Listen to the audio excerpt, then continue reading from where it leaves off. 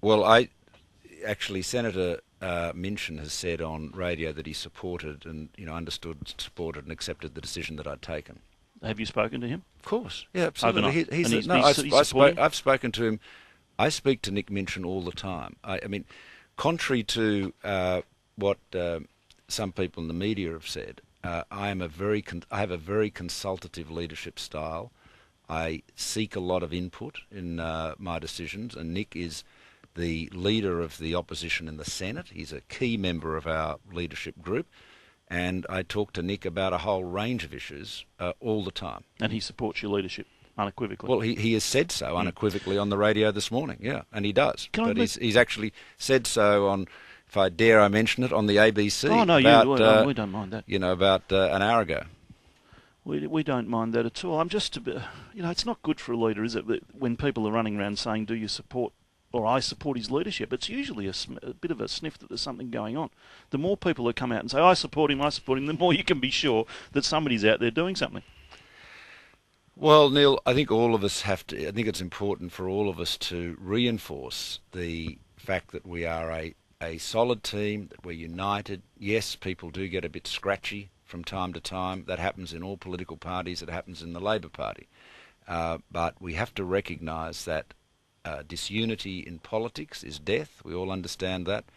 And as John Howard has warned Liberal parties at state and federal level over many years, you have to be very careful that you don't become disunited and end up squabbling over the spoils of opposition. And the spoils of opposition, I might say, are very few and far between. There's a report today that Monash University reports saying that immigration is costing jobs, that the government should urgently reduce the immigration levels. Do you agree with that?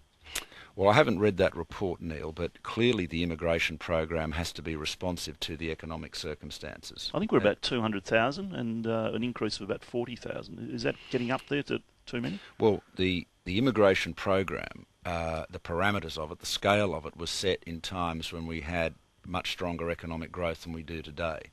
And plainly, your immigration program will be adjusted as the economy slows or indeed as it grows. And so it's got to be responsive to economic circumstances. So it sounds like it's time to slow it. Well, certainly, if this is a factual question, and you've just got to make sure that you're looking at the facts. Is the immigration? Are we bringing people into Australia who are not able to get jobs? If that's the case, then that's a very powerful argument for moderating the intake. But it's something that we are keeping a very close eye on. I'm sure the government is too, by the way. But it is this is a practical, common sense management issue. The immigration program must reflect and adjust to the economic circumstances of the time. We'll take a quick break, come back for more questions. The Leader of the Opposition, Malcolm Turnbull. Good. Hey Terry, how's the new ute? Oh yeah, it's great, mate. Is it diesel? Yeah, turbo. Heaps of room? The Sanyong Tradie Diesel Dual Cab. From only $24,990 drive away plus free metallic paint. You're watching APAC, Australia's public affairs channel.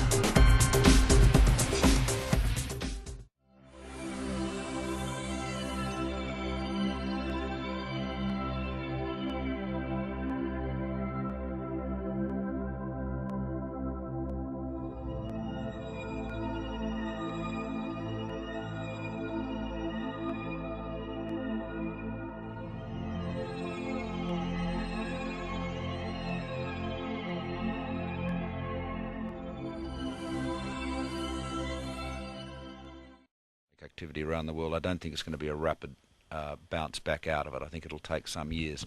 What we're seeing around the world is a process of what they call deleveraging, which basically means companies and households reducing debt, and as that inevitably slows growth. Would you send more troops to Afghanistan? It seems Barack Obama wants them. Well, I was just listening to the Defence Minister this morning, and no request has been made. Australia has made a very significant contribution, and which compares favourably with that of a lot of NATO countries. So I think the reality is we've made a very solid contribution. Nonetheless, we would examine whatever, if a request is made by the Americans, the government and for our part the opposition would examine it and have regard to what the defence chiefs were saying in terms of our capability and capacity to respond to it. I wrote a column in the Herald Sun this week, which no doubt you read avidly, but the point I was making is that the future is so important of the bushfires. I mean, we're still in the middle of an emergency, but in a sense this emergency could continue for a year or 2 years as the communities try to get back together. And I particularly raised the issue of mental health in those areas. Now, I know that concerns you.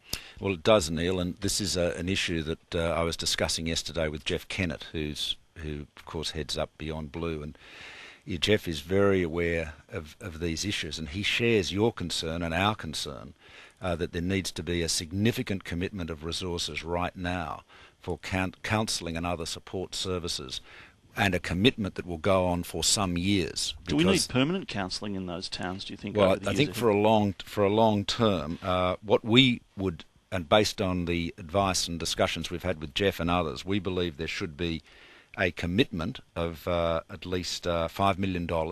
It should be for at least 2 years, and it can be reviewed, obviously. But Jeff's argument, and I agree with him, is that you need to get the resources into the field now. Look, I'm sure Mr. Brumby and Mr. Rudd were very aware of this, but Jeff's argument, and which I found very persuasive, was that you've got to get the councillors into the field now. Put the resources into the field now, because if they come in 6 months or 9 months down the track, people will say, well, where were you when I really needed you? And there is you've been out there, I've been out there talking to people who have survivors of these fires. The shock is enormous. I mean, I wasn't there when the bushfires were burning, but I am shocked by it. I think all Australians are shocked by it, and just contemplating the ferocity of these fires, fires of 120 kilometres an hour, temperatures of 1,000 degrees Celsius. Defies understanding. Thank you very much for your time. It's good to see you. We'll talk again soon, I hope. Thanks.